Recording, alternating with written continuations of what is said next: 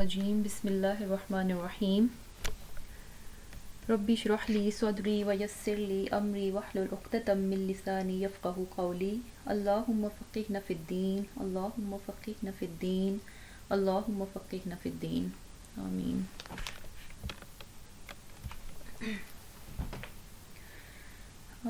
آج ہم انشاءاللہ سورہ بقرہ کی آیت نمبر 6 سے شروع کریں گے۔ پچھلی بار ہم نے سورہ بقرہ شروع کی تھی۔ سورہ بقرہ کے آغاز میں ہی اللہ تعالیٰ نے ہمیں 3 طرح کے انسانوں کے بارے میں بتایا ہے، یعنی انسانوں کو ان کے ایمان اور عقیدے کے حساب سے 3 طرح کے گروپس میں جیسے سمجھ لیں کہ ڈیوائیڈ کر دیا نا، کہ 3 طرح کے لوگ ہوتے ہیں۔ اس میں سب سے پہلی قسم جو ہم نے پڑھی تھی کہ وہ کس طرح کے لوگ ہوتے ہیں، جو کہ ایمان لے کر آتے ہیں، متقی لوگ ہیں اور ایمان والے ہیں، وہ ایک قسم ہے۔ اور پھر آگے ان کا یہ بھی بتا دیا گیا کہ یہ متقی انسان کیا کیا کام کرتے ہیں، اور پھر اس کے بعد کیا ہے کہ وہ کامیابی، ان کا انجام جو ہے وہ کامیابی ہے، یہ بھی بتا دیا گیا۔ اس کے بعد انشاءاللہ آج ہم دوسرا اور تیسرا گروپ جو ہے انسانوں کا، اس کو دیکھیں گے کہ وہ کون سے ہیں۔ دوسرے نمبر پہ جو دوسرے گروپ کی جو بات ہے اس میں ہے کہ وہ لوگ جو کہ کافر ہیں، ان کے بارے میں بتایا ہے۔ شروع کرتے ہیں۔ ان الذین، بے شک وہ لوگ جنہوں نے کفروا، کفر کیا، سواء برابر ہے، علیہم ان سب پر، یعنی وہ لوگ جنہوں نے کفر کیا ان پر برابر ہے۔ کیا برابر ہے کہ انذرتہم، خواہ آپ ڈرائیں ان کو، ام لم یا نہیں، تنذرہم آپ ڈرائیں ان کو، لا یؤمنون نہیں وہ ایمان لائیں گے۔ یعنی ایسے لوگوں کے بارے میں بتایا جا رہا ہے، رسول اللہ صلی اللہ علیہ وسلم سے کہا جا رہا ہے کہ آپ ان کو ڈرائیں یا نہ ڈرائیں، تو ان کے لیے یہ دونوں باتیں برابر ہیں۔ کیوں برابر ہیں؟ کیونکہ یہ کسی صورت میں ایمان لے کر ہی نہیں آئیں گے، یہ مومن بنیں گے ہی نہیں۔ اس میں سب سے پہلے ہم دیکھ لیتے ہیں اس کا جو کفرو ہے ورڈ۔ کفرو کا روٹ ورڈ جو ہے کاف، فا اور را ہوتا ہے،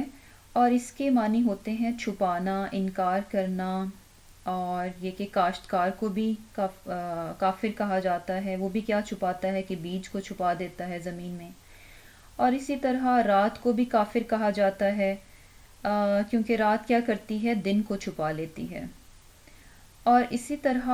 ناشکری کو بھی کفر کہا جاتا ہے۔ کیوں کفر کہا جاتا ہے؟ کیونکہ اس میں بھی انسان کیا کرتا ہے، اپنے محسن کے احسان کو چھپاتا ہے، انکار کرتا ہے اس کا، اس لیے کفرت کا ایک معنی جو ہے وہ ناشکری بھی آتا ہے۔ یہ تو اس کے تھے لغوی معنی نا۔ اب اس کے بعد ہم دیکھتے ہیں کہ اسلام میں یعنی اصطلاحی معنی اس کے کیا ہیں، کہ کفرو یا کافر کس کو کہیں گے۔ تو اسلام میں اس کے اصطلاحی معنی یہ ہیں کہ جو انسان اللہ تعالیٰ پہ، فرشتوں پہ، رسولوں پہ، ان تمام چیزوں پہ ایمان نہیں رکھتا، تو ایسے انسان کو کافر کہا جاتا ہے۔ ان سب کا انکار کرنے والا کافر کہلاتا ہے۔ اللہ کا انکار کر دے، فرشتوں کا انکار کر دے، رسولوں کا انکار کر دے، اللہ تعالیٰ کی طرف سے بھیجی ہوئی کتابوں کا انکار کر دے، اس کے علاوہ آخرت کے دن کا انکار کر دے، تقدیر کا انکار کر دے، جنت اور جہنم کا انکار کر دے، ان سب باتوں کا جو انکار کرے گا وہ کیا کہلائے گا؟ کافر۔ تو یہی لوگ ہیں جن کے بارے میں اس آیت میں بتایا جا رہا ہے، اور بیسیکلی اس میں رسول اللہ صلی اللہ علیہ وسلم کو ایک طرح کی تسلی دی جا رہی ہے کہ آپ ان کو ڈرائیں یا نہ ڈرائیں، یہ ایمان نہیں لے کر آئیں گے۔ اس میں کیا ہے کہ انذرتہم، یعنی آپ ڈرائیں ان کو، تو یہ ڈرانا کیسا ہے؟ اس کا روٹ ورڈ ہے نون، زال اور را، اور یہ نظرہ جو ہے ایسا ڈرانا ہوتا ہے جو کہ شفقت اور رحمت کے ساتھ ہو۔ یہ بالکل اسی طرح کا ڈراوا ہے جیسا کہ ایک ماں اپنے بچے کو کسی غلط بات سے یا کسی خطرناک چیز سے بچانے کے لیے دیتی ہے۔ جیسے اگر کسی جگہ پہ آگ ہو اور بچے کو اس کی ماں منع کرے وہاں جانے کے لیے، لیکن وہ نہ مانے، تو اس کے بعد وہ اس کو ڈراوا دے کہ اگر تم وہاں گئے اس آگ کو تم نے چھو لیا تو تم جل جاؤ گے، یہ اس کا ڈراوا ہے۔ لیکن یہ ماں اپنے بچے کو ڈراوا کس لیے دے رہی ہے؟ کیونکہ اس میں شفقت ہے اس بچے کے لیے۔ اس کی ماں اپنی محبت کی وجہ سے، شفقت کی وجہ سے، رحمت کی وجہ سے، اس کی خیر خواہی کی وجہ سے اپنے بچے کو یہ ڈراوا دیتی ہے۔ تو یہاں پہ بھی جس ڈراوے کی بات کی جا رہی ہے جو کہ ایک رسول اپنی قوم کو دیتا ہے، تو یہ ڈراوا بھی اس کا سراسر شفقت اور رحمت کے ساتھ ہوتا ہے۔ اسی لیے رسول اللہ صلی اللہ علیہ وسلم کے لیے قرآن پاک میں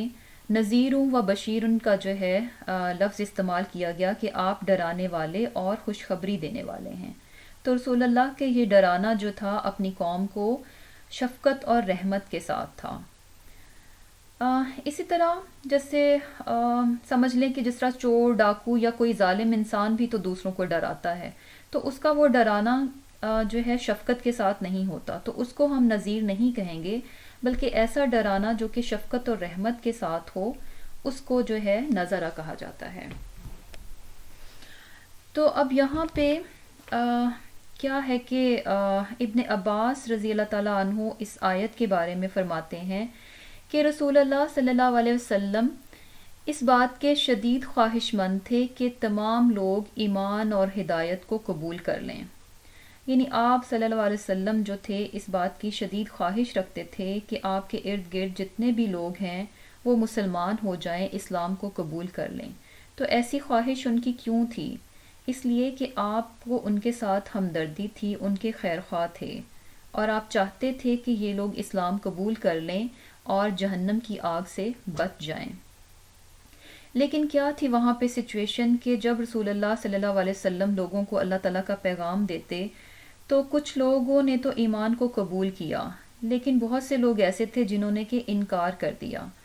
تو اس بات کا رسول اللہ صلی اللہ علیہ وسلم کو بہت زیادہ دکھ ہوتا کہ یہ لوگ جو ہیں وہ اسلام کی طرف کیوں نہیں آتے، اپنی آخرت کو کیوں نہیں سنوارتے، کیوں اپنے آپ کو جہنم کی طرف دھکیل رہے ہیں۔ تو اس بات سے آپ صلی اللہ علیہ وسلم جو تھے پریشان ہو جاتے اور غمزدہ ہو جاتے۔ تو اللہ تعالیٰ نے ان آیات کے ذریعے رسول اللہ صلی اللہ علیہ وسلم کو مطلع فرمایا، اطلاع دی کہ یہ کچھ لوگ ایسے ہیں کہ یہ کبھی بھی نہیں مانیں گے۔ کیوں نہیں مانیں گے؟ کیونکہ اللہ تعالیٰ نے ان کے بارے میں لوح محفوظ میں، ان کے مقدر میں بدبختی کو لکھ دیا ہے۔ یعنی ان لوگوں کے نصیب میں بدبختی لکھ دی گئی ہے اور یہ ہمیشہ گمراہ ہی رہیں گے۔ تو اس لیے ان کو ڈرانا یا نہ ڈرانا یہ برابر ہے کہ آپ ان کو اللہ کی طرف سے ڈراوا دیں یا نہ دیں، یہ دونوں باتیں جو ہیں وہ برابر ہیں، یہ لوگ ایمان نہیں لے کر آئیں گے۔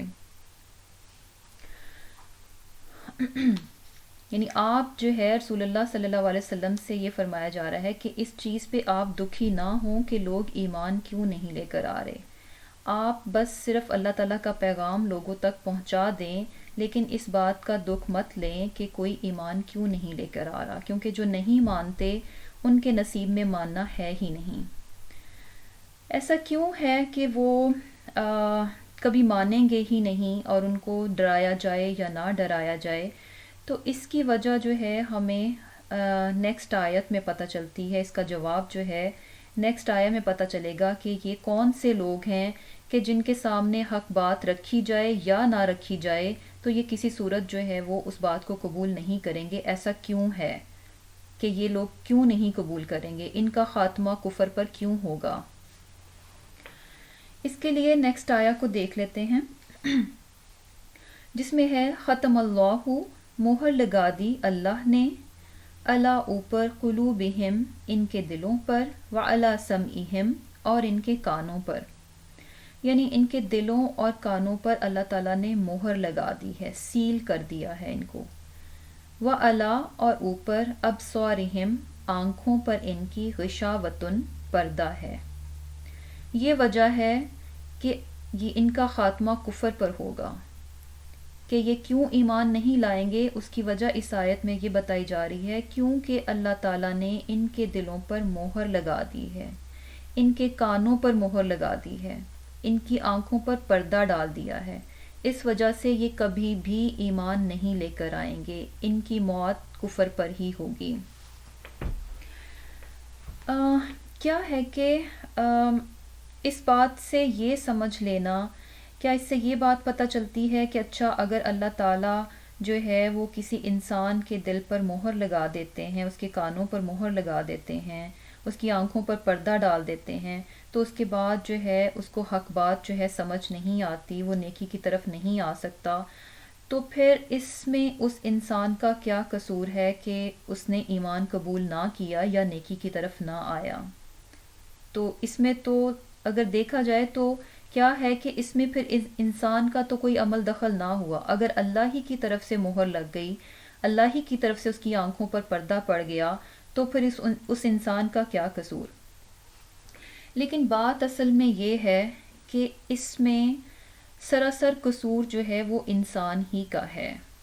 کیونکہ یہ جو مہر لگتی ہے، آنکھوں پہ پردہ آتا ہے، یہ اس انسان ہی کے اپنے عمل کا، یعنی اس انسان کا عمل جو ہے وہ اس کا سبب بنتا ہے کہ اللہ تعالیٰ اس کے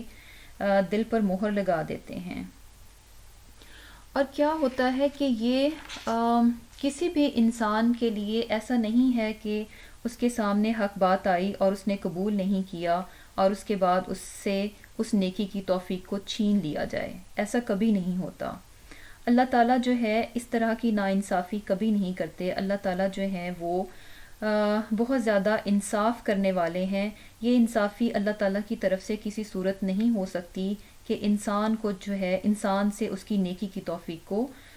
بغیر کسی وجہ کے چھین لیا جائے، بلکہ انسان کا عمل، اس کا رویہ، اس کے گناہ جو ہیں اس کا سبب بنتے ہیں۔ کیا ہوتا ہے کہ ایک انسان کے سامنے جو ہے حق بات کو لایا جاتا ہے، اس کے سامنے اچھا اور برا دونوں چیزوں کو پیش کیا جاتا ہے کہ یہ اچھا ہے، یہ برا ہے، لیکن اور یہ کیا ہے کہ یہ ایک بار نہیں بلکہ بار بار بار بار بار بار اس کے سامنے دونوں چیزوں کو لا کے رکھا جاتا ہے کہ تم اچھائی کی طرف آ جاؤ، لیکن اب اس انسان کا رویہ کیا ہوتا ہے کہ ہر بار وہ حق بات کو رد کر کے اپنے لیے گمراہی کو لیتا ہے، وہ ہمیشہ نیکی کو چھوڑ کر بدی کی طرف جاتا ہے، یعنی اس ڈھٹائی دکھاتا ہے، خود اپنی آنکھوں کو، اپنے دل کو، اپنے کانوں کو اس حق بات سے جو ہے دور کرتا ہے۔ جب اس کے سامنے نیکی کی بات آتی ہے تو نیکی کی بات کو دیکھ کر اپنے دل کو پہلے خود بند کرتا ہے، اپنے کانوں سے اس کے کان اچھی بات کو سننا نہیں چاہتے، اس کی آنکھیں اس اچھی بات کو لینا نہیں چاہتی، یعنی اللہ تعالیٰ کی طرف سے بار بار بار بار اس کے سامنے ہدایت آتی ہے، جیسا کہ رسول اللہ صلی اللہ علیہ وسلم جو ہے ان لوگوں پر بار بار اسلام کو پیش کر رہے تھے، بار بار اللہ تعالیٰ کی آیات ان پر پڑھی جا رہی تھیں، بار بار ان کو نصیحتیں کی جا رہی تھیں، لیکن ان لوگوں کا رد عمل کیا تھا کہ ہر بار وہ حق بات کو ٹھکرا دیتے، رد کر دیتے اور گمراہی کی بات کو اپنے لیے لیتے۔ تو جب انسان جو ہے کسی چیز میں انتہا پر چلا جاتا ہے، یعنی وہ ماننے ہی میں نہیں آ رہا، ہر بار وہ حق کا رد کرتا ہے، اور اس بات میں حق کا رد کرتے کرتے اپنی نافرمانی میں بھی انتہا کو چلا جاتا ہے، جتنی بھی اللہ تعالیٰ نے لمٹس بتائی ہیں ان لمٹس کو کراس کرتا ہے،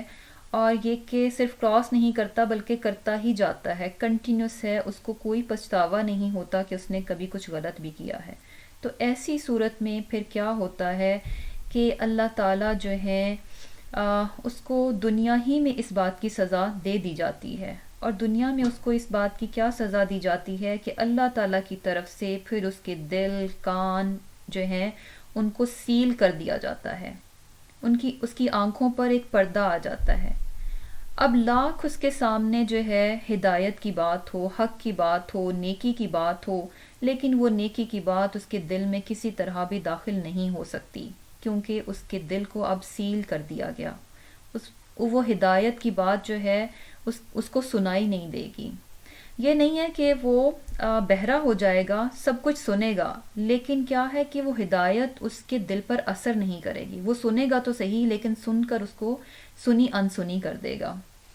ہدایت کو دیکھے گا تو صحیح لیکن اس کو اتنی توفیق نہیں ملے گی کہ وہ اس کو اپنا سکے۔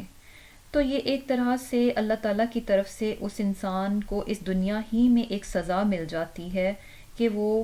حق بات کو اب لے نہیں سکتا، ایمان اس کے دل میں داخل نہیں ہو سکتا۔ تو اس میں پھر کیا ہے کہ اس کا ذمہ دار انسان خود ہے. اللہ تعالیٰ نے انسان کو آزادی دی، اس کو شعور دیا، اس کو دل دیا، دماغ دیا، آنکھیں، کان، سب کچھ دیا کہ وہ برائی اور اچھائی میں تمیز کرے، ان میں فرق کو پہچانے. اور وہ پہچان بھی لیتا ہے، لیکن اس کے باوجود وہ خود اپنے لیے برائی کے رستے کا انتخاب کرتا ہے. اور ایسا ایک بار نہیں کرتا، بلکہ بار بار بار بار بار بار کرتا ہے. اور پھر ایک ایسا وقت آتا ہے جب وہ اس قدر گناہ میں پڑ جاتا ہے کہ پھر کیا ہوتا ہے کہ اس کو نیکی نیکی نہیں لگتی اور برائی برائی نہیں لگتی. یعنی ایسی سچویشن آ جاتی ہے گناہ کر کر کے کہ اس کو نیکی نیکی نہیں لگے گی اور برائی برائی نہیں لگے گی. تو یہی اللہ تعالیٰ کی طرف سے جو ہے وہ مہر لگا دینا ہے کہ انسان اس بات کی تمیز ہی نہ کر سکے کہ جو کام وہ کر رہا ہے وہ اچھا ہے یا برا ہے. برے کام کو کر کے برا نہ سمجھے اور نیک کام کو نیک نہ سمجھے. اس کو ہم یہ جو دلوں پر مہر لگ جاتی ہے، اس کو ایک حدیث سے بھی دیکھ لیتے ہیں، اس سے انشاءاللہ جو ہے اور زیادہ سمجھ آئے گی کہ یہ کیا ہوتا کیا ہے اصل میں. ابو ہریرہ رضی اللہ تعالیٰ عنہ سے روایت ہے، رسول اللہ صلی اللہ علیہ وسلم نے فرمایا کہ جب کوئی بندہ گناہ کرتا ہے تو اس کے دل پر ایک سیاہ نقطہ پڑ جاتا ہے. پھر اگر وہ گناہ چھوڑ دے، توبہ کر لے، تو اس کا دل صاف کر دیا جاتا ہے. یعنی انسان ہے، ایسا نہیں ہو سکتا کہ کبھی انسان سے کوئی غلطی نہ ہو، کوئی گناہ نہ ہو. لیکن اچھا انسان وہ ہے کہ اگر اس سے گناہ ہو بھی جائے، کوئی غلطی ہو جائے، کوئی خطا ہو جائے، تو کیا ہے کہ جیسے ہی اس کو احساس ہو اس بات کا کہ اس نے اللہ کی نافرمانی کر دی، اس نے غلط کام کر لیا، تو کیا ہے کہ وہ اس بات پہ شرمندہ ہو، اللہ تعالیٰ سے توبہ کر لے اور اپنے اس گناہ کو چھوڑ دے.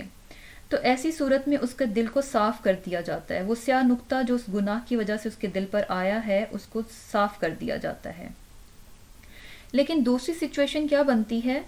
پھر آپ نے فرمایا کہ اگر وہ دوبارہ اس گناہ کو کر لے، دوبارہ اور گناہ کر لے، یا اسی گناہ کو دوبارہ بار بار کرتا جائے، تو کیا ہے کہ وہ نقطہ بڑھ جاتا ہے، حتیٰ کہ وہ پورے دل پر چھا جاتا ہے.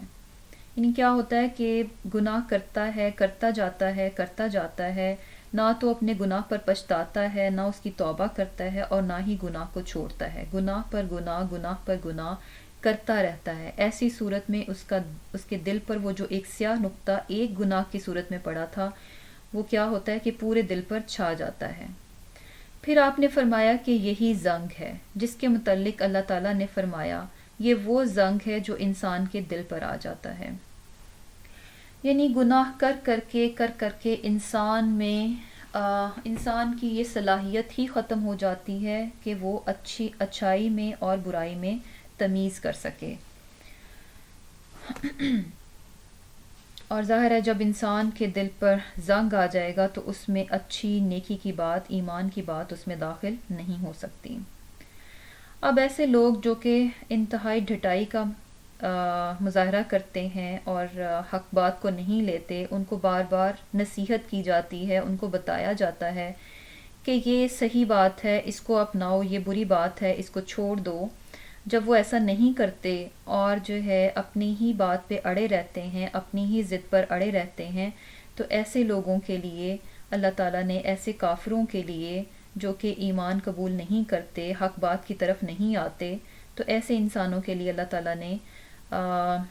آگے آخرت میں بھی ان کے لیے جو ہے وہ عذاب بتایا ہے. جیسے کہ کہا جا رہا ہے کہ وَلَهُمْ عَذَابٌ عَظِيمٌ،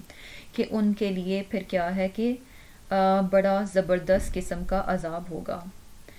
یعنی کیا سمجھ میں آئی بات کہ اس دنیا میں بھی ان کو سزا مل جاتی ہے. دنیا کی سزا کیا ہوتی ہے کہ ان کے دلوں پر اور کانوں پر مہر لگ جاتی ہے اور آنکھوں پر پردہ آ جاتا ہے. یعنی ان سے پھر حق بات کو قبول کرنے کی توفیق جو ہے اللہ تعالیٰ چھین لیتے ہیں، واپس لے لی جاتی ہے. یہ ان کی دنیا میں سزا ہو گئی، اور آخرت میں ان کی یہ سزا ہے کہ ان کے لیے ایک بڑا عذاب اللہ تعالیٰ نے تیار کر رکھا ہے جو کہ ان کو آخرت میں ملے گا.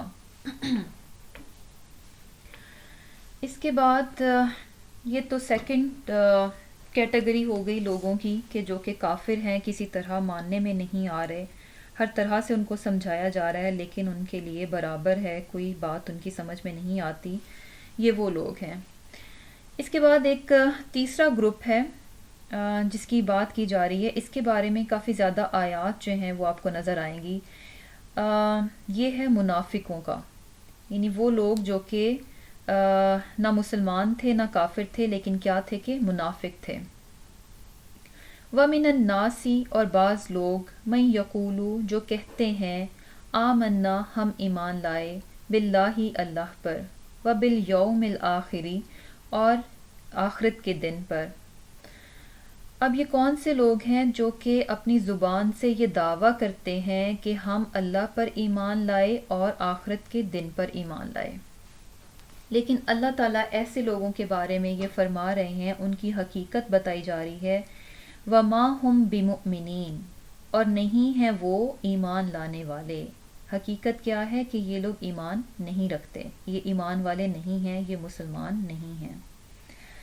اچھا، تھوڑا سا اس کا بیک گراؤنڈ دیکھ لیتے ہیں کہ یہ منافقت اصل میں تھی کہاں پہ اور شروع کیسے ہوئی۔ مکہ میں جب رسول اللہ صلی اللہ علیہ وسلم نے اسلام کی تبلیغ کی، لوگوں کو اسلام کی طرف بلایا، تو صرف دو طرح کے لوگ تھے۔ ایک وہ لوگ جنہوں نے کہ اسلام کو قبول کیا، پکے اور سچے مومن بن گئے، اور دوسرے وہ لوگ تھے کہ جنہوں نے کھلم کھلا مخالفت کی، انکار کیا، تکذیب کی اور اسلام قبول نہیں کیا، وہ لوگ کافر تھے، انکار کرنے والے تھے۔ لیکن جب رسول اللہ صلی اللہ علیہ وسلم ہجرت کر کے مدینہ تشریف لائے تو وہاں پہ ایک تیسرا گروپ بھی بن گیا، یہ منافقوں کا گروپ تھا۔ اور اس میں کیا تھا کہ جب رسول اللہ صلی اللہ علیہ وسلم وہاں پہ آئے، ہجرت کر کے مدینہ آئے، تو اس سے پہلے جب وہاں پہ ایک شخص تھا عبداللہ بن ابی، اس کو منافقوں کا سردار بھی کہا جاتا ہے، سب سے بڑا منافق تھا یہ۔ اصل میں کیا تھا کہ وہاں پہ دو قبیلے تھے، جیسا کہ وہاں پہ لوگ جو ہے قبیلوں کی صورت میں رہتے تھے، ٹرائب سسٹم تھا وہاں پہ، تو یہ دو قبیلوں اوس اور خزرج کا سردار تھا۔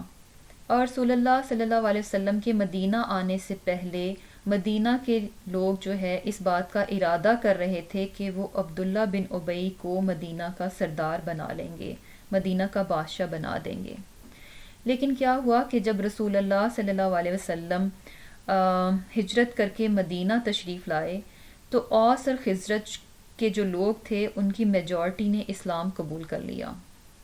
اب وہی لوگ جو پہلے عبداللہ بن ابی کو اپنا سردار، اپنا بادشاہ بنانا چاہ رہے تھے، اب ظاہر انہوں نے اسلام قبول کر لیا، تو اس کے بعد انہوں نے رسول اللہ صلی اللہ علیہ وسلم کو اپنا لیڈر، اپنا رہنما اور اپنا بادشاہ مقرر کیا۔ اب یہ بات عبداللہ بن ابی کو کسی طرح سے ہضم نہیں ہوئی،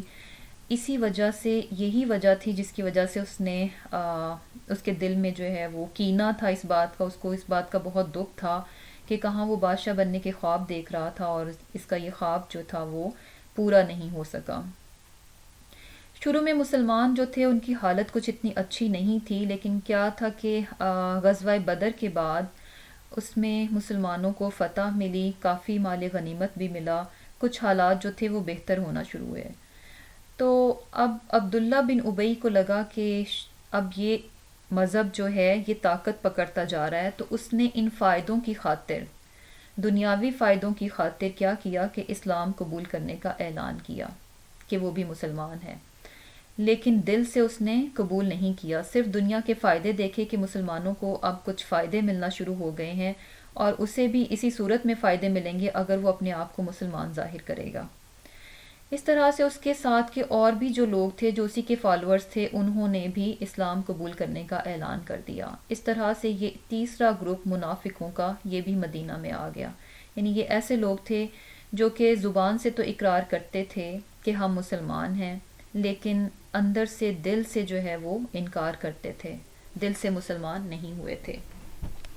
یہی وہ لوگ ہیں جن کا کہ آیہ نمبر 8 میں بتایا جا رہا ہے کہ وَمِنَ النَّاسِ مَن يَقُولُ آمَنَّا بِاللَّهِ وَبِالْيَوْمِ الْآخِرِ اور بعض لوگ ایسے ہیں جو کہتے ہیں کہ ہم اللہ پر اور یوم آخرت پر ایمان لائے، اور اللہ تعالیٰ جو ہے ان کی حقیقت بتا رہے ہیں، وَمَا هُمْ بِمُؤْمِنِينَ اور حالانکہ کیا ہے کہ وہ ایمان نہیں رکھتے۔ اچھا کیا ہے کہ ایک آپ کا دشمن ہوتا ہے، کھلم کھلا دشمن ہوتا ہے، اس کے ساتھ مقابلہ کرنا، اس کے ساتھ نبٹنا جو ہے وہ آسان ہوتا ہے، لیکن ایک ایسا دشمن جو کہ دوست کی صورت میں آپ کے پاس ہو اور آپ کو اندازہ بھی نہ ہو کہ اس کے اندر آپ کے لیے کس قدر دشمنی ہے، تو اس کے ساتھ مقابلہ کرنا مشکل ہو جاتا ہے۔ یہی وہ سچویشن مدینہ میں تھی کہ جب ایسا ایک گروپ بن گیا جو کہ اصل میں اسلام کے ساتھ نہیں تھا، اسلام دشمن تھا، تو اللہ تعالیٰ نے ان آیات کے ذریعے کیا ہے کہ مومنوں کو اور رسول اللہ صلی اللہ علیہ وسلم کو جو ہے ان کی حقیقت جو تھی ان آیات کے ذریعے بتائی کہ ایسے لوگوں سے جو ہے وہ ان کے ظاہری جو حالات ہیں، یعنی ظاہر کیا ہے ان کا کہ اپنے آپ کو مسلمان ظاہر کرتے ہیں، ان کے ظاہری حالات سے مومن جو ہے کسی طرح کا دھوکہ نہ کھائیں اور ان سے جو ہے وہ اجتناب کریں۔ اس کے بعد ہے یخادعون اللہ، دھوکہ دیتے ہیں اللہ کو، والذین آمنوا، اور جو لوگ ایمان لائے۔ اب یہ منافق جو ہیں جو کہ زبان سے اقرار کرتے ہیں کہ ہم ایمان لائے اللہ پر اور آخرت پر، حالانکہ یہ ایسا نہیں کر رہے، صرف ظاہری انہوں نے ایک لبادہ اوڑھ رکھا ہے کہ ہم مسلمان ہیں، تو اب یہ اپنی طرف سے کیا کر رہے ہیں، یہ سمجھ رہے ہیں کہ شاید اس طرح سے یہ اللہ تعالیٰ کو اور مسلمانوں کو دھوکہ دے رہے ہیں۔ خدا ہوتا ہے ایسا دھوکہ جو کہ حقیقت کو چھپا کر دیا جائے، تو اللہ تعالیٰ جو ہے اللہ تعالیٰ اس عیب سے بالکل پاک ہے کہ کوئی اس کو دھوکہ دے سکے۔ اللہ تعالیٰ کی ذات اس بات سے بالکل پاک ہے کہ کوئی انسان یا کوئی بھی مخلوق جو ہے وہ اللہ تعالیٰ کو کسی بھی طرح سے دھوکہ دے سکے۔ اور رہ گئی بات مومنوں کی کہ مسلمانوں کو وہ دھوکہ دے رہے تھے، تو اس میں بھی اللہ تعالیٰ نے آیات نازل فرمائی اور ان کی ساری حقیقت جو ہے رسول اللہ صلی اللہ علیہ وسلم پر کھول کر رکھ دی کہ یہ اصل میں لوگ ہیں کیا۔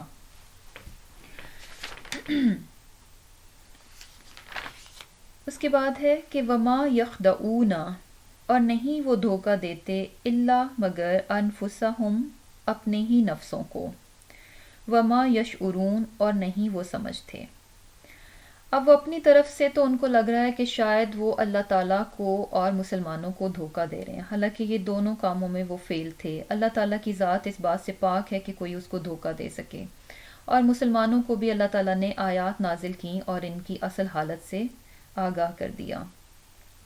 اب ان کی اپنی حقیقت جو ہے وہ اللہ تعالیٰ بتا رہے ہیں کہ اصل میں بات ہے کیا۔ یہ جو سمجھ رہے ہیں کہ یہ دوسروں کو دھوکہ دے رہے ہیں، لیکن اصل بات یہ ہے کہ یہ اپنے ہی نفس کو دھوکہ دے رہے ہیں، اور دھوکہ بھی ایسا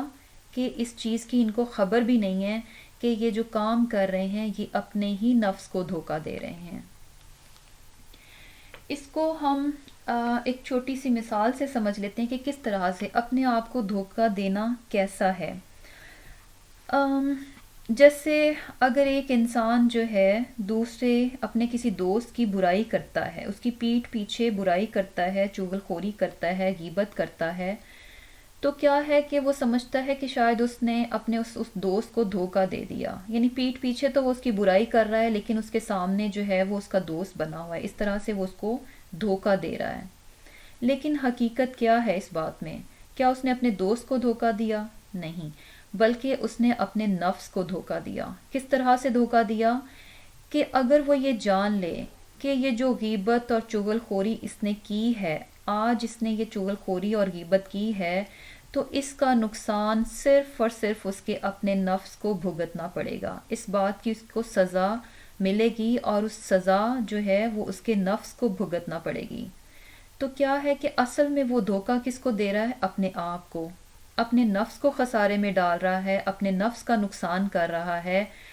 تو نقصان اپنا کر رہا ہے لیکن سمجھ رہا ہے کہ شاید وہ دوسرے کا نقصان کر رہا ہے۔ تو یہ اپنے آپ ہی کو دھوکہ دینا ہے کہ انسان نقصان تو اپنا کرے لیکن سمجھے یہ کہ شاید اس نے دوسرے کا نقصان کر دیا۔ اور اس کی وجہ بھی بتائی جا رہی ہے کہ وما یشعرون، اور وہ نہیں سمجھتے۔ یشعرون جو ہے شین عین اور را ہے، شاعر کہتے ہیں بال کو، یعنی بال کی باریکی کی طرح کا شعور رکھنا، یعنی ایسے لوگ جو اپنے نفس کو دھوکہ دے رہے ہیں ان میں شعور ہی نہیں ہے۔ اگر شعور ہو، ان کو یہ بات سمجھ لگ جائے کہ کہ صرف ظاہر مسلمان بننا جو ہے وہ ان کو دنیا کو فائدہ تو دے سکتا ہے، لیکن آخرت میں جو ہے ان کو نقصان ہی نقصان ملے گا. تو وہ کبھی اس طرح کا دھوکہ اپنے آپ کو نہ دیں، بلکہ صحیح اچھے مسلمان بن جائیں. یعنی اپنے ہی ساتھ چیٹنگ کر رہے تھے، اور کس طرح کی کہ انتہائی کم عقلی اور بدبختی کی بات ہے کہ آخرت کو اپنی کو بگاڑ رہے ہیں اور سمجھ رہے تھے کہ شاید ہم نے کچھ اچھا کام کر لیا. تو یہ اپنے آپ کو دھوکہ دینا ہے، ایسا دھوکہ کہ جس کا کہ انسان کو شعور بھی نہ ہو، وہ سمجھ ہی نہ سکے، اور اگر وہ سمجھ لے تو ایسا کبھی نہ کرے. اسی طرح وہ انسان جس نے کہ چغل خوری کی ہے، اگر اس کو یہ پتہ چل جائے، اگر وہ اس بات کا شعور اس کو آ جائے کہ اس کا نقصان مجھے ہی بھگتنا پڑے گا، تو وہ کبھی ایسا نہ کرے. اس کے بعد ہے فی قلوبہم، ان کے دلوں میں مرضن، بیماری ہے. یہاں پہ بیماری کہا جا رہا ہے کہ یعنی کن لوگوں کے دل میں بیماری ہے؟ یہ جو منافقین جن کی بارے میں پیچھے بات کی گئی ہے، ان لوگوں کے بارے میں کہا جا رہا ہے کہ ان لوگوں کے دل میں بیماری ہے. کون سی بیماری ہے؟ کسی فزیکل بیماری کی بات نہیں ہو رہی، بلکہ کیا ہے کہ اسلام کے بارے میں یہ جس شک میں مبتلا تھے، اور اس شک کی وجہ سے انہوں نے اسلام کو قبول نہیں کیا بلکہ منافقت کو اختیار کیا. تو یہ منافقت جو ہے یہ ان کی بیماری ہے جو کہ ان کے دلوں میں ہے. اس کے بارے میں فرمایا جا رہا ہے کہ ان کے دلوں میں بیماری ہے، منافقت کی بیماری ہے. تو کیا ہے کہ فزادہم اللہ مرضا، کہ زیادہ کی ان کی اللہ نے بیماری، یعنی اللہ تعالیٰ نے ان کے مرض کو اور زیادہ کر دیا. اب یہاں پہ بھی جس طرح کی پیچھے بات ہوئی کہ اللہ تعالیٰ نے ان کے دلوں پر مہر لگا دی، اب یہاں پہ بھی فرمایا جا رہا ہے کہ اللہ تعالیٰ نے ان کی بیماری کو زیادہ کر دیا. تو یہ بھی تقریباً اسی سے ملتی جلتی بات ہے کہ ان لوگوں کے سامنے حق آیا، رسول اللہ صلی اللہ علیہ وسلم نے قرآن کو ان کے سامنے پیش کیا، اسلام کو پیش کیا، اور اس چیز کو ان لوگوں نے پہچان بھی لیا، لیکن اس کے باوجود انہوں نے خود اپنے لیے منافقت کو پسند کیا، خود منافقت اختیار کی. اور پھر کیا تھا کہ اختیار کرنے کے بعد اس کو ایسا بھی نہیں ہوا کہ اچھا منافقت اختیار کی اور اس کے بعد ان کو شرمندگی ہوئی ہو اور اس کے بعد انہوں نے منافقت چھوڑ دی ہو اور وہ پھر سے اچھے مسلمان بن گئے، بلکہ منافقت ہی کو اپنے لیے قائم رکھنا انہوں نے پسند کیا. تو جب ایسا انہوں نے خود کیا، اپنے لیے خود اس چیز کو پسند کیا، ہدایت کو چھوڑ کر منافقت کو لینا پسند کیا، تو پھر اللہ تعالیٰ نے بھی ان کی اس بیماری کو زیادہ کر دیا کہ اچھا اگر منافقت ہی پسند ہے تو پھر یہی لے لو. اور پھر ایسے لوگوں کی سزا بتائی جا رہی ہے، وَلَهُمْ عَذَابٌ عَلِيمٌ، و اور لا لیے، ہم ان کے لیے، وَلَهُمْ ان کے لیے، عذابٌ عذاب ہے، علیم دردناک. ایسے لوگوں کے لیے جو منافقت اختیار کرتے ہیں، جو جھوٹ بول رہے ہیں، اصل میں یہ مسلمان نہیں ہیں اور جھوٹ بول رہے ہیں کہ ہم مسلمان بن گئے ہیں، تو ایسے لوگوں کے لیے اللہ تعالیٰ فرما رہے ہیں کہ ان کے لیے دردناک عذاب ہوگا. اور جو ان کو دنیا میں جو سزا ملی وہ یہ تھی کہ ان کی منافقت جو تھی اللہ تعالیٰ نے اس بیماری میں اور اضافہ کر دیا. جیسے پچھلی آیات میں ہم نے پڑھا کہ اللہ تعالیٰ نے ان کے دلوں پر مہر لگا دی، وہ ان کی دنیا میں سزا تھی. تو ایسے منافقوں کو جو دنیا میں سزا ملی وہ یہ تھی کہ اللہ تعالیٰ نے اس منافقت کو، اس بیماری کو اور زیادہ کر دیا. اور پھر اس کے بعد جو آخرت میں ان کو سزا ملے گی وہ کیا ہے؟ عذاب علیم. علیم جو ہے دردناک عذاب کو کہتے ہیں. اس میں دو باتیں آ جاتی ہیں، ایک تو یہ تکلیف دہ ہوگا اور دوسرا مسلسل ہوگا، کبھی رکے گا نہیں، اور مسلسل بھی ایسا نہ اس میں کمی بھی نہیں ہوگی، یعنی کنٹینیوس ہوگا، دردناک پینفل بھی ہوگا اور کنٹینیوس بھی ہوگا. پھر آگے فرمایا جا رہا ہے کہ بما کانوا یکذبون، کہ وہ تھے جھوٹ بولتے. اب ایک اور وجہ ان کی، یعنی یہ جو عذاب ان کو دیا جا رہا ہے، ان کو عذاب آخرت میں ملے گا، عذاب علیم ملے گا، تو اس کی وجہ بتائی جا رہی ہے کہ وہ کیا کرتے تھے؟ جھوٹ بولتے تھے. اچھا، کانو یکذبون جو ہے ایسا نہیں ہے کہ ایک یا دو بار کا جھوٹ بولنا، بلکہ کیا ہے کہ they were used to lie، کہ بس ہر وقت ہمیشہ جھوٹ ہی بولتے تھے. یہ نہیں کہ تھوڑا بہت جھوٹ بول لیا اور اس پر اتنی بڑی سزا جو ہے ان کو مل رہی ہے، بلکہ کیا تھا کہ they were used to lie، کہ ہمیشہ جھوٹ ہی بولتے تھے. تو اس جھوٹ پر اللہ تعالیٰ جو ہے ان کے لیے عذاب علیم کا وعدہ کر رہے ہیں کہ ان کو عذاب علیم جو ہے وہ ملے گا. جھوٹ کیا تھا کہ اپنے آپ کو، دل میں منافقت تھی، دل سے اسلام کو قبول نہیں کر رہے تھے اور جھوٹ بولتے تھے کہ ہم ایمان لائے اللہ پر اور یوم آخرت پر. یہ ان کا جھوٹ تھا. اس کے بعد ہے وَإِذَا، اور جب قیلا کہا گیا لہم ان کے لیے، لا نہ تفسدو تم فساد کرو فی الارض زمین میں. تو کیا کہتے ہیں آگے سے، قالو کہا انہوں نے، انما بے شک ہم، یا بلا شبہ، نحنو ہم، مصلحون اصلاح کرنے والے ہیں. اب جب ان سے یہ کہا جاتا کہ آپ جو ہے فساد نہ کریں زمین میں، جب ان کو اچھی بات سمجھائی جاتی کہ آپ زمین میں فساد نہ کریں، تو اس کے مقابلے میں کیا جواب دیتے کہ ہم تو جو ہے اصلاح کرنے والے ہیں، ہم مفسد نہیں ہیں، ہم فساد نہیں ڈالتے. اچھا، یہاں پہ جو فساد یہ منافق کر رہے تھے وہ اس طرح کا فساد نہیں تھا کہ چوری چکاری تھی، ڈاکہ زنی تھی یا قتل و غارت تھی. یہاں فساد سے مراد ہے کہ اللہ تعالیٰ کی نافرمانی کر رہے تھے، اللہ تعالیٰ کے احکامات کو نہیں مان رہے تھے. جیسا کہ ابو جعفر نے ابو العالیہ سے روایت کیا ہے کہ جو شخص زمین میں اللہ تعالیٰ کی خود نافرمانی کرے یا کسی کو اس کی اللہ تعالیٰ کی نافرمانی کا حکم دے، تو ایسا کرنے والا کیا کرتا ہے، زمین میں فساد پھیلاتا ہے.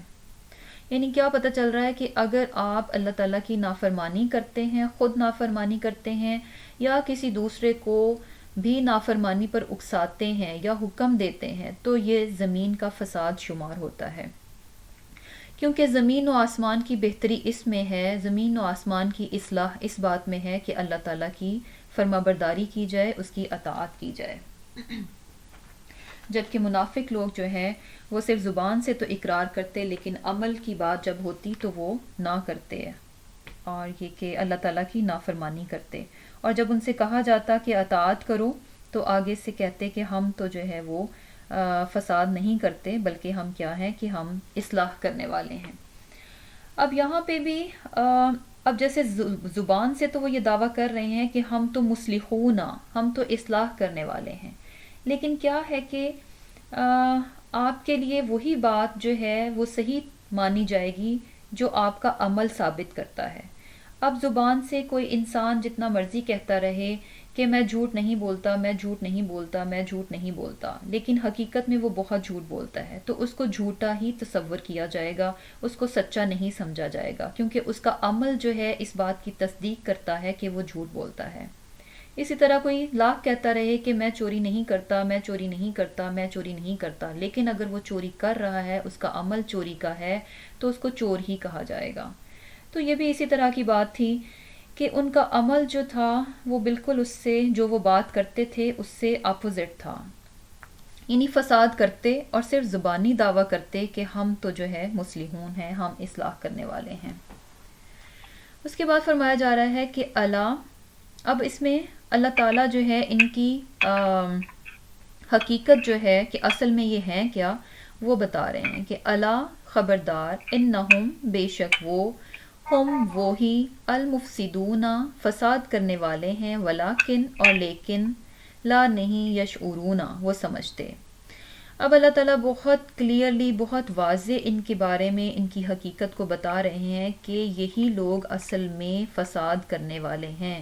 جو اللہ تعالیٰ کی نافرمانی کر رہے ہیں اور حکم نہیں مانتے، صرف زبان سے دعویٰ کرتے ہیں لیکن عمل سے یہ بات ثابت نہیں کرتے، تو اصل میں فسادی یہی ہیں. لیکن کیا ہے، پھر وہی بات آ جاتی ہے کہ وَلَٰكِن لَا يَشْعُرُونَ، لیکن وہ اس بات کا شعور نہیں رکھتے. اس کے بعد ہے وَإِذَا، اور جب قیلا کہا جاتا ہے لہم ان سے، آمنو ایمان لاؤ، کما جیسا کہ آمنا ایمان لائے، الناسو لوگ، قالو کہتے ہیں، انؤمنو کیا ہم ایمان لائیں، کما جس طرح آمنا ایمان لائے، السفہاء بیوقوف. اب جب ان سے یہ کہا جاتا کہ تم لوگ ایمان لے کر آؤ، تو آگے سے ایمان لے کر آؤ ان لوگوں کی طرح، یہاں پہ جو الناس ہے اس میں صحابہ کرام کی طرف اشارہ ہے، یعنی ان سے جب کہا جاتا کہ جس طرح یہ صحابہ جو ہیں ایمان لے کر آئے ہیں، دل سے قبول کرتے ہیں، زبان سے اقرار کرتے ہیں اور اپنے عمل سے اس ایمان کی تصدیق کرتے ہیں، اطاعت کرتے ہیں، ایسا ایمان لے کر آؤ، تو پھر کیا آگے سے جواب دیتے کہ کیا ہم بیوقوفوں کی طرح کا ایمان لائیں؟ یعنی صحابہ کرام کے ایمان کو، صحابہ کرام کو نعوذ باللہ بیوقوف کہتے۔ اب یہ کیا وجہ تھی کہ ان کے نزدیک یہ ایمان جو کہ صحابہ لے کر آئے تھے، ان کے نزدیک یہ بیوقوفی کیوں تھا؟ اس لیے کہ صحابہ جب ایمان لے کر آئے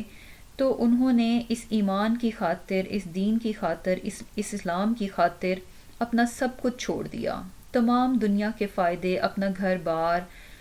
رشتہ دار اور تمام سب چیزیں چھوڑ دیں۔ جیسا کہ مکہ سے لوگ جو ہجرت کر کے آ رہے تھے، کیا تھا کہ مکہ میں اپنی تمام چیزوں کو چھوڑ چھاڑ کر مدینہ پہنچ رہے تھے، بالکل بے سر و سامان، سب کچھ وہ اسلام کی خاطر قربان کر چکے تھے۔ اور اس کے علاوہ بھی جیسے جیسے جو جو حکم ملتا اس کی ویسے ویسے اطاعت کرتے، اور اس حکم کی اطاعت کرنے میں اس بات کو وہ میٹر نہیں کرتے تھے کہ اگر ہم نے یہ اطاعت کی تو اس سے تو ہمارا یہ دنیا کا فائدہ ہی ختم ہو جائے گا، بلکہ وہ اطاعت کو ترجیح دیتے دنیا کے نقصان پر۔ یعنی دنیا کا نقصان اگر ہوتا ہے، دنیا کا فائدہ جاتا ہے تو چلا جائے، لیکن اللہ تعالیٰ کی نافرمانی جو ہے وہ نہیں ہونی چاہیے۔ تو یہ بات ان منافقوں کے لیے بیوقوفی تھی کہ یہ کیا بات ہوئی، یہ کیا ایمان ہوا کہ آپ اس ایمان کی خاطر اپنے دنیا کے فائدوں کو ہی چھوڑ دیں۔ تو ایسا ایمان جو تھے یہ منافق لانے کے لیے تیار نہ تھے کہ جس کے لیے وہ دنیا کے فائدے نہ ان کو ملیں بلکہ دنیا کا ہو سکتا ہے کہ نقصان ان کو اٹھانا پڑے، تو ایسا ایمان وہ لانا نہیں چاہتے تھے، جس کی وجہ سے وہ صحابہ کو بیوقوف کہتے تھے کہ یہ تو اسلام کی خاطر جو ہے اپنا سب کچھ تن من دھن لٹانے کے لیے تیار بیٹھے ہیں، تو یہ کیا ایمان ہوا؟ یعنی ان کے نزدیک دنیا کا فائدہ ہی سب سے اہم تھا۔ صحابہ جو تھے وہ دنیا کے فائدوں پہ نظر نہیں رکھتے تھے، نہ دنیا کے نقصان کی پرواہ کرتے تھے، بلکہ ان کے نزدیک آخرت کا فائدہ اور آخرت کا نقصان سب سے اول تھا۔ ان کے نزدیک اللہ تعالیٰ کی اطاعت جو تھی وہ ٹاپ پہ تھی کہ ان کو اللہ کی نافرمانی اور اس کے رسول کی نافرمانی نہیں کرنی۔ ایسی ہی سچویشن جو ہے اسی طرح کے لوگ جو ہیں جیسے کہ اس طرح کا رویہ آپ کو آج کل بھی نظر آئے گا۔ کیا ہوتا ہے کہ آج بھی انسان، اگر کوئی بھی مسلمان بہت صحیح طریقے سے، صحیح معنوں میں اسلام پہ چلنا چاہتا ہے، اس تمام احکامات کی پیروی کرنا چاہتا ہے، کسی صورت اپنے رب کی نافرمانی نہیں کرنا چاہتا، اور اس اطاعت کو کرنے میں اپنے دنیا کے نفع نقصان کی پرواہ نہیں کرتا، تو ایسے انسان کو آج بھی بیوقوف کہا جاتا ہے۔ جیسے چھوٹی سی مثال ہے کہ اگر ایک بزنس مین ہے، اب کیا ہے کہ وہ ہر حال میں اللہ کی اطاعت کرنا چاہتا ہے، نافرمانی نہیں کرنا چاہتا۔ اب اس کو پتہ چلتا ہے کہ اگر تھوڑی سی ہیر پھیر کرے گا یا تھوڑا بہت جھوٹ بول لے گا تو اس کو بہت زیادہ فائدہ مل سکتا ہے، لیکن کیا ہے کہ وہ اللہ تعالیٰ کی نافرمانی نہیں کرے گا اور اس کے لیے وہ اپنا نقصان برداشت کر جائے گا۔ وہ ترجیح اس بات کو دے گا کہ اس نے جھوٹ نہیں بولنا، اس نے ہیرا پھیری نہیں کرنی، اس نے اللہ کی اطاعت کرنی ہے، چاہے اس کے لیے اس کو اپنے بزنس میں جتنا مرضی نقصان ہو جائے۔ جبکہ دوسرا دیکھنے والا، اس کے ارد گرد کے لوگ اس کو بیوقوفی سمجھیں گے کہ کیا ہے اگر تھوڑا سا بندہ ہیر پھیر کر لے، دنیا کا اتنا فائدہ مل جائے گا، کیا ہے اگر چھوٹی سی نافرمانی ہو بھی جائے۔ یعنی لوگ اس بات کو جو ہے بیوقوفی سمجھتے ہیں کہ آپ جو ہے اللہ کی اطاعت میں اپنے لیے دنیا کے نقصان کو قبول کر لیں۔ وہاں پہ بھی یہی سچویشن تھی۔ یہ منافق جو تھے، ان کا اسلام لانا ہی صرف دنیا کے فائدے کے لیے تھا، تو اس لیے ان کو صحابہ کا ایمان جو تھا وہ بیوقوفی نظر آ رہا تھا۔ اس کے بعد فرمایا جا رہا ہے کہ اللہ تعالیٰ فرما رہے ہیں کہ الا خبردار انہم، بے شک وہ، ہم وہی السفہاء بیوقوف ہیں، ولیکن اور لیکن لا یعلمون نہیں وہ جانتے۔ اب اللہ تعالیٰ فرما رہے ہیں کہ یہ خود بیوقوف ہیں، لیکن کیا ہے کہ اس بات کا یہ علم نہیں رکھتے، اس بات کو یہ جانتے نہیں ہیں۔ اب پیچھے جو آیا نمبر 9 اور 12 میں بات کی گئی کہ وما یشعرون نہیں وہ سمجھتے، لا یشعرون نہیں وہ سمجھتے، یہاں پہ بات کی جا رہی ہے لا یعلمون نہیں وہ علم رکھتے، نہیں وہ جانتے۔ تو کیا پتہ چل رہا ہے کہ یعنی شعور کیا ہے کہ انسان کو اس بات کا احساس ہی نہ ہو کہ وہ غلط کر رہا ہے یا کہ صحیح کر رہا ہے، یعنی اس چیز کو وہ پا ہی نہ سکے، اس چیز کو سمجھ ہی نہ سکے، اس بات کی خبر ہی نہ ہو اس کو کہ وہ جو کر رہا ہے وہ صحیح کر رہا ہے یا غلط کر رہا ہے، یعنی اس چیز کا شعور ہی نہ ہو۔ اور لا یعلمون کے علم نہیں رکھتے، یعنی ان کا صحابہ کو بیوقوف کہنا اس کی وجہ کیا بتائی جا رہی ہے کہ ان کے پاس علم نہیں ہے، وہ جانتے نہیں ہیں۔ تو اس سے کیا بات پتہ چل رہی ہے کہ لا علمی اور جہالت انسان کو غلط اور گناہ کی طرف لے کر جاتی ہے۔ یعنی ایک انسان جس کے پاس علم نہیں ہے، جو کہ جاہل ہے، تو کیا ہے کہ اس کی جہالت اور وہ لا علمی جو ہے اس کو گناہ کی طرف لے جاتی ہے۔ یعنی یوں سمجھ لیجئے کہ علم اور شعور آپس میں انٹر کنیکٹڈ ہیں، کہ انسان کے پاس علم آتا ہے تو اس سے اس کو شعور بھی آتا ہے۔ اس سے پہلے اس کو یہ نہیں پتہ چلتا کہ وہ کیا کر رہا ہے، صحیح کر رہا ہے یا ٹھیک کر رہا ہے، لیکن علم جب اس کے پاس آ جاتا ہے، وہ جان لیتا ہے، تو علم اس کو شعور دیتا ہے اور اس کو یہ بات اچھے سے پتہ چل جاتی ہے کہ جو وہ کام کر رہا ہے وہ صحیح کر رہا ہے یا ٹھیک غلط کر رہا ہے، یعنی اچھائی اور برائی میں اس کو تمیز پتہ چل جاتی ہے۔ اس کے بعد ہے وَإِذَا، اور جب اب منافقوں کی ایک اور حرکت جو ہے، ایک اور بات ان کی بتائی جا رہی ہے کہ کیا کرتے ہیں۔ وَإِذَا، اور جب لقو ملتے ہیں، الَّذِينَ ان لوگوں کو جو آمنوا ایمان لائے، قالوا کہتے ہیں آمنا ایمان لائے ہم سب، یعنی ان کا حال کیا ہے کہ جب مسلمانوں کے سامنے ہوتے ہیں، مسلمانوں سے ملتے ہیں تو ان سے کہتے ہیں کہ ہم تو ایمان والے ہیں، ہم تو مسلمان ہیں، زبان سے اس کا بار بار اقرار کرتے، جبکہ دل جو تھے ان کے اندر سے انکاری تھے ان باتوں کے۔ وَإِذَا، اور جب خلو الگ ہوتے ہیں، اِلیٰ طرف شیاطینہم اپنے شیطانوں کے،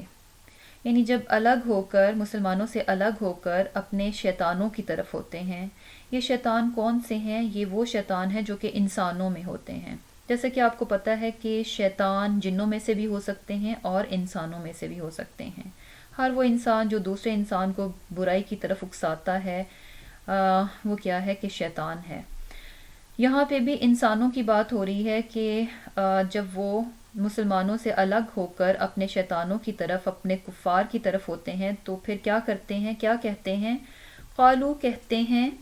انا بے شک ہم سب، معکم ساتھ تمہارے ہیں، انما صرف نحن ہم، مستہزئون ہم مذاق کرتے ہیں۔ یعنی یہ باتیں تو جو ہے ہم صرف مذاق کی خاطر کرتے ہیں، ادروائز کیا ہے، دل سے تو ہم مسلمان نہیں ہیں۔ اور مستہزئون جو ہے اسی سے لفظ، جیسے اردو میں بھی آپ نے سنا ہوگا استہزاء ہوتا ہے، مذاق اڑانا، تو یہ مذاق کس طرح سے ہوتا ہے؟ ظاہری مذاق نہیں ہوتا، بلکہ اندرونی طور پر مذاق اڑانا، دل ہی دل میں مذاق اڑانا۔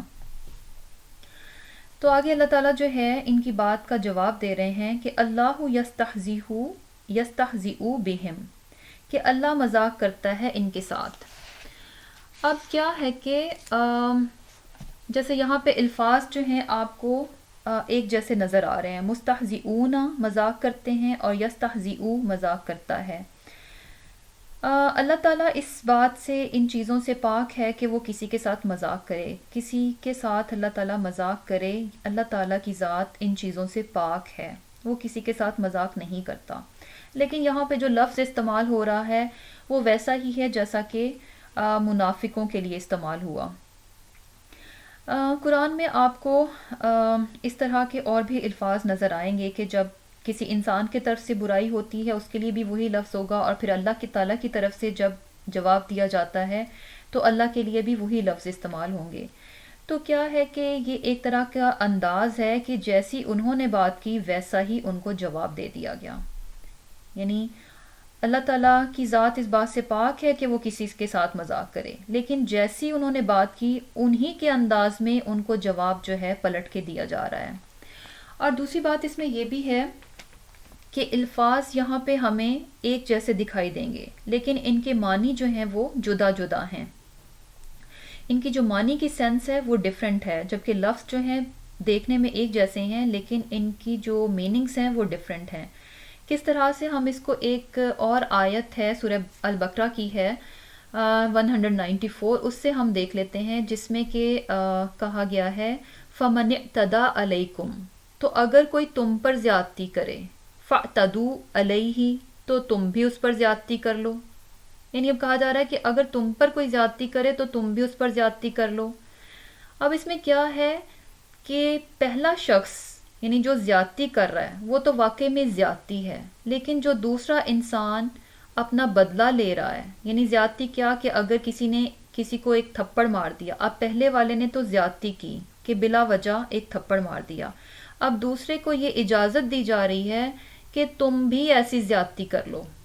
کہ تم بھی اس کو ایک تھپڑ مار لو، ایک ہی مارو جتنے اس نے مارے ہیں، اگر ایک مارا ہے تو ایک ہی مارو، اور اس کی شدت بھی اتنی ہی ہونی چاہیے۔ تو کیا ہے کہ اب زیادتی تو پہلے والا کر رہا ہے، اسی کی زیادتی ہم کنسیڈر کریں گے، لیکن دوسرے نے جو زیادتی کی ہے وہ زیادتی کنسیڈر نہیں ہوگی۔ لفظ سیم آ رہا ہے اعتدا اور اعتدو، یعنی لفظ جو ہے ان دونوں میں وہی ہے، لیکن میننگز جو ہیں وہ ڈیفرنٹ ہے۔ پہلے کی زیادتی ہے لیکن دوسرے کی زیادتی نہیں ہے، دوسرے کی زیادتی اس کے معنوں میں زیادتی نہیں ہے۔ اسی طرح یہاں پہ بھی ہے کہ وہ مذاق کرتے ہیں، لیکن اللہ تعالیٰ کی طرف سے جب یہ بات آ رہی ہے کہ اللہ مذاق کرتا ہے تو یہ اس کے معنی جو ہیں وہ ڈیفرنٹ ہو جاتے ہیں۔ اب یہ کیا ہے کہ اللہ تعالیٰ ان کے ساتھ کیا کرتا ہے، وَيَمُدُّهُمْ، اور ڈھیل دیتا ہے ان کو، فی طغیانہم، ان کی سرکشی میں، یعمہون، کہ وہ بھٹکتے رہیں۔ اب اللہ تعالیٰ کی طرف سے کیا ان کو سزا ملتی ہے کہ اللہ تعالیٰ ان کو جو ہے وہ ڈھیل دے دیتے ہیں کہ اچھا ٹھیک ہے، اگر تم صحیح راہ پہ نہیں آنا چاہتے، اسی گناہ میں پڑے رہنا چاہتے ہو، تو اللہ تعالیٰ ان کی سرکشی میں ان کو اور زیادہ ڈھیل دے دیتے ہیں، ان کو اور زیادہ فیسیلیٹیٹ کر دیا جاتا ہے، اور زیادہ ان کو مواقع ملتے ہیں کہ وہ اور زیادہ سرکش ہو جائیں۔ تو یہ بھی ایک طرح سے اللہ تعالیٰ کی طرف سے دنیا ہی میں کسی انسان کے لیے سزا ہوتی ہے کہ وہ گناہ کرتا جائے اور اس کی پکڑ نہ ہو، اور بلکہ اس کو اس گناہ کرنے میں اور زیادہ اس کو ڈھیل دے دی جائے، وہ گناہ جو ہے، گناہ کا کرنا اس کے لیے آسان بنتا جائے، اس گناہ کو کرنے میں اس کو کوئی دشواری پیش نہ آئے، تو یہ کیا ہوتی ہے، ڈھیل ہوتی ہے، اللہ کی طرف سے یہ ڈھیل ہوتی ہے اور سزا ہوتی ہے اس انسان کے لیے، جب اس کے لیے گناہ کرنا جو ہے وہ آسان بنا دیا جاتا ہے۔ تو یہاں پہ بھی اللہ تعالیٰ جو ہے ان کو ڈھیل دے رہے ہیں کہ اچھا ٹھیک ہے، پھر جاؤ اپنی سرکشی میں جو ہے بہکتے رہو، یعنی اب یہ سرکشی ایسی ہے کہ تم ان سے نکلنا بھی چاہو گے تو نہیں نکل سکو گے، کیونکہ اب اللہ کی طرف سے تمہیں ڈھیل مل گئی ہے، اب نکلنا بھی چاہو گے تو نہیں نکل پاؤ گے۔ یہ بالکل ویسے ہی ہے جیسا کہ پیچھے ختم اللہ علی قلوبہم ہم نے پڑھا کہ دلوں پر مہر لگا دی جاتی ہے، اور دلوں کی بیماری میں اللہ تعالیٰ اضافہ کر دیتے ہیں، اور یہاں کیا ہے کہ ڈھیل دے دیتے ہیں، اور اس میں سراسر قصور انسان کا اپنا ہوتا ہے، وہ خود ان باتوں کا ذمہ دار ہے۔ اللہ تعالیٰ کسی کے ساتھ ایسی ناانصافی نہیں کرتے۔ اس کے بعد ہے اولئک، یہی ہیں، الذین، وہ لوگ جنہوں نے اشتروا، خرید لی، الضلالۃ، گمراہی، بالہدا، ہدایت کے بدلے۔ اب یہ لوگ کیا ہیں کہ ان کے سامنے بار بار ہدایت آئی، بار بار حق کو پیش کیا گیا، ان لوگوں نے جان بھی لیا، انہوں نے پہچان بھی لیا کہ حق بات یہی ہے، لیکن اس کے باوجود ان کی تجارت کیا ہے، انہوں نے کیا چیز اپنے لیے پسند کی کہ حق کو چھوڑ کر گمراہی کو اپنے لیے لیا۔ کس طرح سے، یعنی رسول اللہ مدینہ میں آئے، ان کے سامنے اسلام کو پیش کیا گیا، اسلام کو انہوں نے پہچان لیا، اس کو چھوڑ کے، ہدایت کو چھوڑ کے، اسلام کو چھوڑ کے انہوں نے اپنے لیے منافقت کو پسند کیا۔ تو اللہ تعالیٰ فرما رہے ہیں کہ یہ جو انہوں نے خریدی ہے ہدایت کے بدلے گمراہی، یہ کیا ہے، فما ربحت، نہیں نفع دیا، تجارتہم، ان کی تجارت نے، یعنی یہ جو انہوں نے ٹریڈ کیا کہ ایک چیز کے بدلے دوسری چیز لی، یہ ان کی تجارت جو تھی یہ انتہائی خسارے والی تھی، اس نے ان کو بالکل بھی نفع نہیں دیا۔ کیا ہے کہ کیوں نقصان میں گئی ان کی تجارت؟ کہ ہدایت جیسی قیمتی چیز کو، ہدایت جیسی اعلیٰ چیز کو چھوڑ کر انہوں نے اپنے لیے پستی کو پسند کیا، گمراہی کو پسند کیا۔ تو یہ تجارت کیسے فائدہ مند ہو سکتی ہے؟ دنیا کے فائدوں کو چاہا، آخرت کو انہوں نے پیچھے ڈال دیا۔ دنیا کے عارضی فائدوں کو لینا چاہا، آخرت کے جو ابدی فائدے ہیں ان کو چھوڑ دیا۔ تو یہ تجارت کیسے نفع مند ہو سکتی ہے؟ یہ بالکل ایسے ہی ہے کہ جیسے دنیا میں انسان جو ہے ایک بہت ہی قیمتی چیز کو دے کر، کسی ہیرے کو دے کر اس کے بدلے میں پتھر کو لے لے، جانتے بوجھتے ہوئے ہیرا دے کر اس کے بدلے میں پتھر کو لے لے۔ انہوں نے بھی ایسے کیا، اسلام کے بدلے منافقت کو پسند کیا اور ہدایت کے بدلے گمراہی لی اپنے لیے۔ اور کیا ہے کہ جیسے ہم بھی کوشش کرتے ہیں کہ اگر کوئی چیز لی، یعنی فائدہ مند تجارت وہ ہے کہ آپ نے کم قیمت میں ایک اچھی چیز خرید لی، تب تو نفع ہے۔ لیکن اگر آپ نے اچھی چیز کے بدلے بری چیز کو لے لیا تو وہ نقصان ہی نقصان ہے۔ اس کے بعد فرمایا جا رہا ہے کہ وَمَا كَانُوا مُهْتَدِينَ، اور نہیں تھے وہ سب ہدایت پانے والے۔ آبویسلی جب ایک ایسا انسان جس کے سامنے دونوں راستے رکھ دیے گئے ہوں، ہدایت کا بھی رکھ دیا گیا ہو اور گمراہی بھی ان کے سامنے ہو، اور وہ خود اپنے لیے گمراہی کو پسند کرے، ہدایت کو لینا پسند نہ کرے، نیکی کو چھوڑ کر بدی کی طرف جائے، اچھائی کو چھوڑ کر برائی کی طرف جائے، خود اپنے لیے برائی کا رستہ پسند کرے، خود اس پر چلے اور خود ایسی اپنے لیے نقصان کو پسند کرے، تو ایسے انسان کے لیے اللہ تعالیٰ فرما رہے ہیں کہ ایسے انسان کو کبھی ہدایت نہیں ملتی۔ کیونکہ ایک تو یہ ہوتا ہے کہ کسی انسان کو کسی نے حق بات بتائی ہی نہیں، اس کو کبھی پتہ ہی نہیں چلا کہ اچھا کیا ہے، برا کیا ہے، غلط کیا ہے، صحیح کیا ہے۔ اسے پتہ ہی نہیں چلا کہ ہدایت کیا ہے، گمراہی کیا ہے، اچھائی کیا ہے، برائی کیا ہے۔ تو ایک ڈیفرنٹ بات ہے۔ لیکن وہ لوگ جن کے سامنے کہ دونوں چیزوں کو سامنے رکھ دیا گیا، بہت واضح ان کے سامنے دونوں چیزوں کو، ہدایت کو بھی اور گمراہی کو بھی سامنے پیش کر دیا گیا، اور اس کے باوجود بھی ہدایت کو جانتے بوجھتے انہوں نے چھوڑ کر گمراہی کو لیا، تو ایسے لوگ جو ہے پھر کبھی ہدایت نہیں پا سکتے، کیونکہ وہ خود اپنے لیے گمراہی کو پسند کرتے ہیں، خود اپنے لیے برائی کو پسند کرتے ہیں، خود اپنے لیے کفر کو پسند کرتے ہیں، اور کیا ہے کہ اچھائی کو اپنے لیے لینا نہیں چاہتے، جانتے بوجھتے ہوئے گمراہی کو لیتے ہیں۔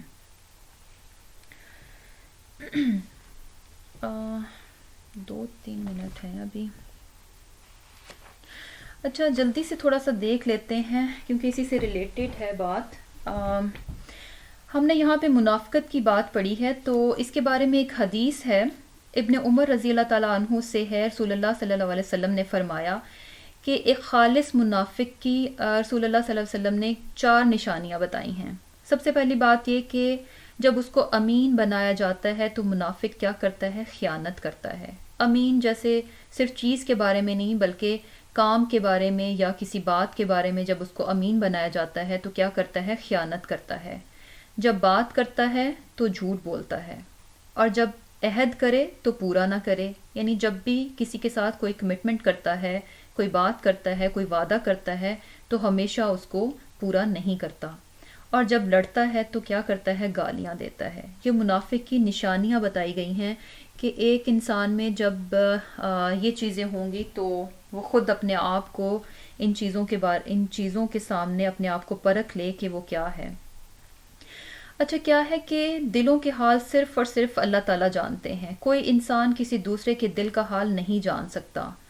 تو یہاں پہ جو منافقت کی بات آئی ہے، اس کے لیے ہم جیسا کہ یہ حدیث میں بھی ہمیں کچھ باتوں کا پتہ چلا کہ اگر ان باتوں میں سے کوئی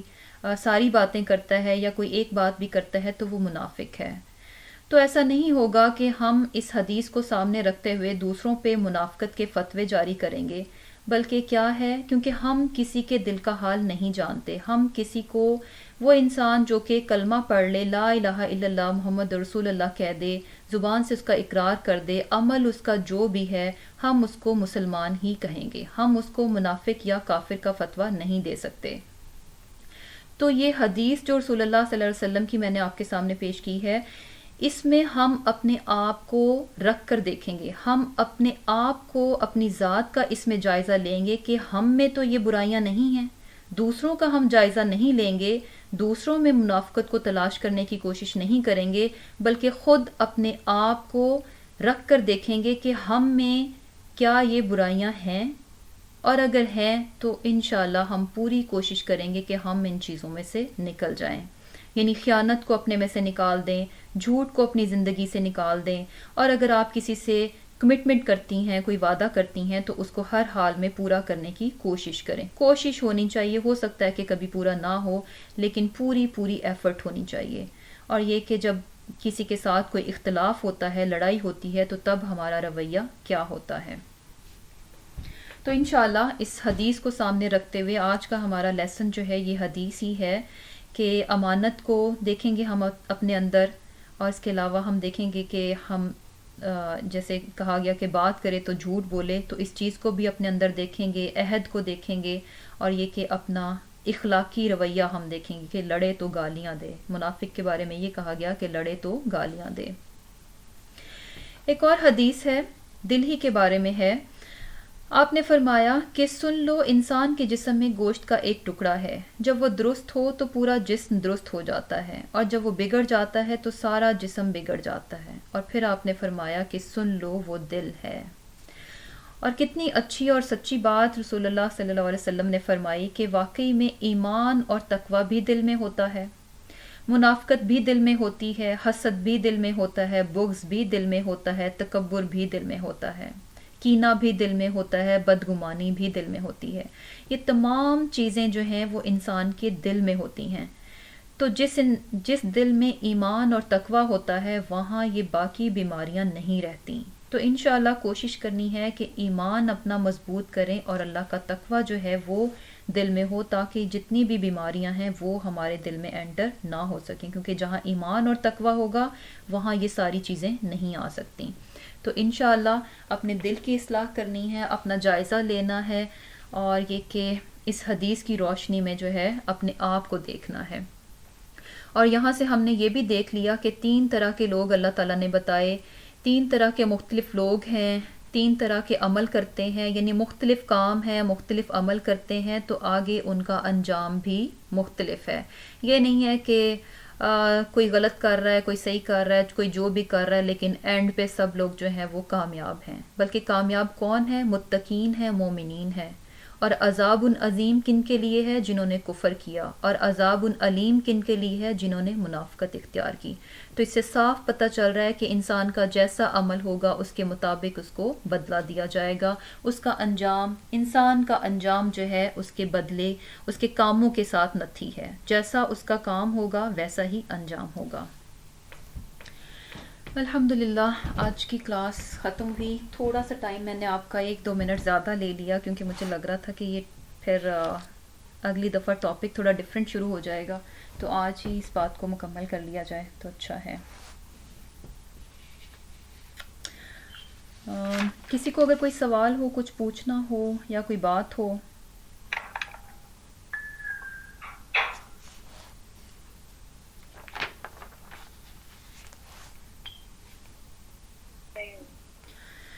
جی چلیں پھر انشاءاللہ